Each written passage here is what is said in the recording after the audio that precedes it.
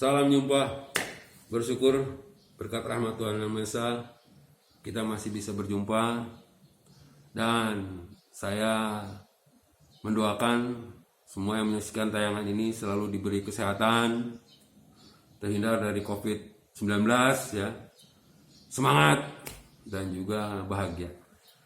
Hari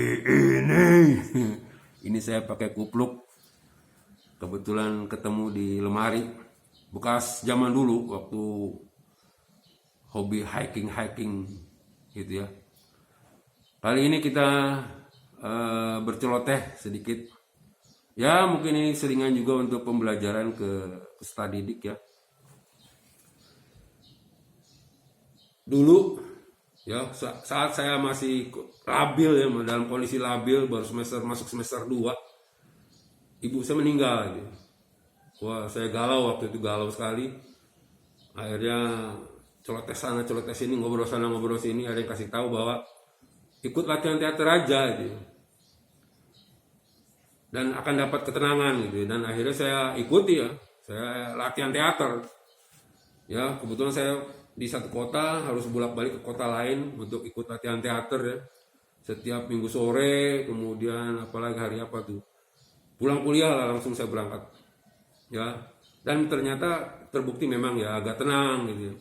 Dan satu hal yang saya terngiang-ngiang sampai hari ini dari para pelatih teater ya, bahwa kalau kita ngobrol berceloteh bersama teman-teman, bersama siapapun ya, harus bikin semuanya nyaman gitu. Ya, harus ada kenyamanan. Kita harus jadi teman ngobrol yang baik gitu ya. Ya artinya kalau kita ngobrol sama nenek-nenek ya kita harus jadi kakek-kakek gitu. Jadi akhirnya ada frekuensinya sama gitu. Kalau kita ngobrol sama penjahat ya kalau perlu kita jadi gembong penjahat gitu. Sehingga frekuensi ngobrol sama ya. Ya tujuannya adalah untuk kenyamanan, akhirnya jadi terjadi persahabatan kan gitu ya. Seperti itu. Dan terima kasih buat para pelatih teater waktu itu ya. Saya senang. Dulu akhirnya ya setelah itu ya saya kemanapun saya pergi selalu saya mencoba untuk seperti itu ya, mencari persahabatan ya. Ya waktu itu ya, kemanapun saya pergi, termasuk di lingkungan rumah, di tempat kuliah dan lain-lain ya.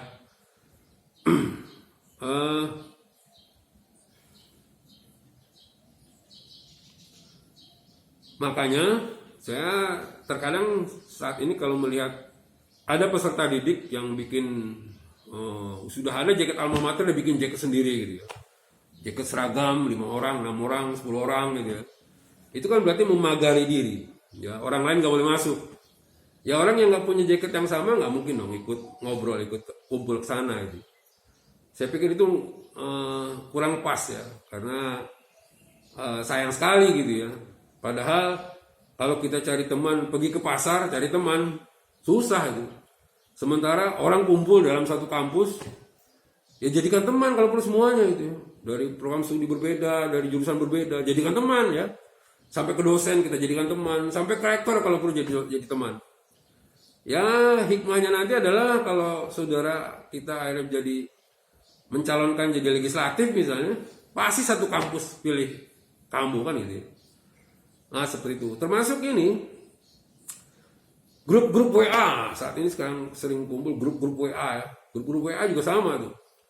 Ya, seringkali orang maunya saat yang satu prinsip gitu ya. Saya sudah hampir lebih dari 5 kali lah disuruh left, diusir dari grup WA ya, karena dianggap beda gitu ya. Nggak boleh, harus sama. Saya pikir itu satu hal yang kurang asik gitu ya. Jadi kalau ada teman kita ngobrol nggak suka, suruh left ya, itu kurang pas ya. Yang bagus justru padahal di situ ada pembelajaran ya. Kalau kita dalam satu grup, bayangkan begini, ada grup yang hobinya baca buku, dia bikin grup sendiri. Akhirnya pengalaman mereka membaca buku nggak terbagi ke orang lain, hanya mereka saja. Ada orang yang hobi makan-makan, bikin grup sendiri. Pengalaman mereka makan-makan, macam-macam jenis makanan nggak terbagi orang lain, antara mereka saja. Ya, Ada grup yang hobinya diskusi agama itu. Ya antara mereka saja itu. Tidak terbagi ke yang lain, ya. Ya sama ya. Jangan sampai nanti akhirnya yang ustadz mereka berkumpul bikin grup sendiri. Terus saya gimana? Yang ilmu agamanya kurang. Tentu nggak bisa diskusi, nggak bisa ngobrol-ngobrol sama para ustadz gitu di grup WA. Jadi sebaiknya ya grup WA itu harusnya heterogen ya. Jadi kalau sempat ada yang beda sendiri ya biarkan saja. Anggap itu sebuah pengalaman. Bayangkan kalau dia heterogen, ada ustadz juga ya, ada pak haji, bahkan ada bu hajinya, ada yang hobi provokator gitu, ada yang hobi ketawa-tawa, ada yang hobinya mancing, ada yang hobinya baca buku, ada yang hobinya debat-debat gitu ya, dalam satu grup yang sama. Wah itu keren gitu. Saya yakin seluruh anggota grup WA tersebut selalu ada pengayaan ilmu pengetahuan. Ya, karena selalu berada dalam lingkungan yang heterogen. Gimana ngobrol sama orang-orang yang berbeda, prinsip berbeda, konsep hidup yang berbeda, pandangan hidup ya. Tapi menyatu di situ, saling beradaptasi. Wah, itu keren grup kayak gitu. Ya, kalau minimal kalau perlu dijadwal gitu ya. Kalau malam jam 10 ke atas boleh ngobrol yang aneh-aneh gitu ya. Kalau subuh pagi harus ngobrolin tentang yang agama-agama, religi gitu ya. Siang-siang ngobrol soal makanan, tempat-tempat wisata misalkan gitu ya, boleh aja. Tapi yang kalian itu heterogen gitu. Sehingga di sana ada pembelajaran ya. Ya termasuk karena tadi kita melakukan kegiatan analisa perancangan informasi pun kalau kita membuat sebuah tim, ya timnya harus ada kedekatan batin ya. Ada saling adaptasi, ada satu konsep saling berbagi gitu ya. Walaupun berbeda-beda pemikiran, ya harus bekerja sama kan itu ya. Yang keren kan jago kerja sama. Ya karena tadi dia biasa hidup heterogen, ya berkumpul mengobrol sama orang-orang yang heterogen gitu ya. Nah seperti itu. Jadi kesana sebetulnya. Jadi saya pun sering gini. Di awal perkuliahan seringkali saya bikin langsung buat kelompok gitu. Ya, bikin kelompok. Terkadang saya kelompok tidak saya tetapkan, suruh pilih sendiri. Ya. Ini pun pembelajaran ya. Bahkan itu adalah satu penerapan ilmu pengetahuan agama juga ya. Bahwa mendekatlah pada yang berilmu gitu ya. Jadi kalau kamu kan pintar, saya ikut kamu lah kelompok kan. Kan gitu kira-kira kesana arahnya. Ya, terbiasa untuk berkelompok ya, terbiasa untuk beradaptasi dengan banyak orang. Biasanya kan yang pintar malas dia sama yang pemalas gitu ya. Ya pada saat itu ya karena yang ininya pemalasnya minta untuk bisa berkelompok ya terima, kita beradaptasi akhirnya gitu. Nah gitu. Terkadang kelompok itu pun ada pembelajaran, pembentukan kelompok pun ada pembelajaran di sana gitu. Saya pernah satu kali begini, ada kelompok bertiga mereka, kelompok bertiga. Di saat akan ada presentasi, satu orang anggotanya datang ke ruangan saya. Dia bilang, Pak, sebetulnya yang bikin laporan presentasinya saya tuh Pak. Teman saya yang 2 orang tuh nggak bikin apa-apa tuh Pak. Saya bilang, terus gimana? Saya kasih aja teman-teman kamu tuh, saya bilang. Ya terserah Bapak lah. Wah gitu ya. Akhirnya presentasi. Di saat presentasi memang terlihat ya, dia menonjol sendiri, dia menguasai, dia mulai membuka acara presentasinya, dia menyampaikan, mempresentasikan semuanya. Saat ada pertanyaan dia yang menjawab, saat ada koreksi dia yang mengargue gitu ya. Ya sudah, dan 2 temannya duduk kayak di pojok ya, seperti pawang jadinya. Ya sudah, setelah akhir semester nilai dikeluarkan.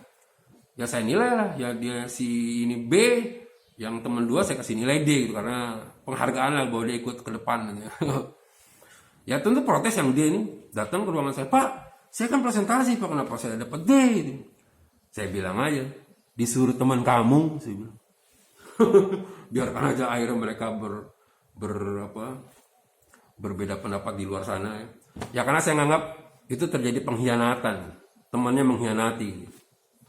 Yang namanya pengkhianat kan biasa tuh, di sini dikucilkan, di sini juga di sebelah sini pun kita kucilkan. Gitu. Nah itu juga pembelajaran ya.